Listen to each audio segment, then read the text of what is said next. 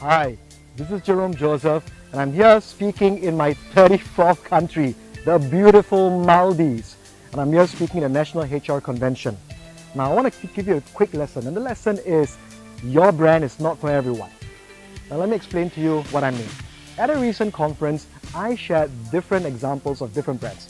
I shared about brands who were successful and brands that had challenges. A woman came up to me after the conference and she said this to me, you know what? I think you should stop.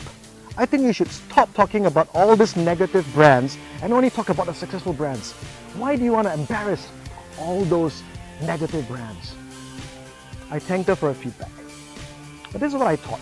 While I'm a positive person, I truly believe that as a global thought leader, it is my responsibility not just to showcase the best practices, but also to showcase lessons learned from brands that have failed. Jack Ma, the founder of Alibaba, often shares that his biggest lessons in life and business come from his failures. So my lesson to you is this: you are never going to please everyone. I'm going to repeat this. You are never going to please everyone. So don't try to be everything to everyone.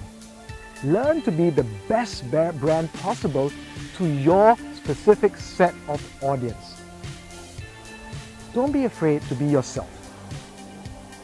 Even if it means saying the things that no one else will. Remember, you are not in the business to please everybody. You are in the business to make a difference for an audience that needs to hear it.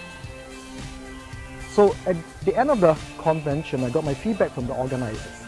And I had almost perfect scores from a majority and of course a few outliers. And I'm pretty sure that the lady who commented was one of the few outliers. Now, she did not like me, for sure, that lady, but who should I be concerned about?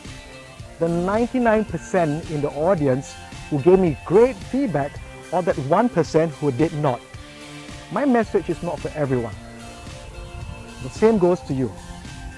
Pick your audience and make sure that your message resonates with your audience.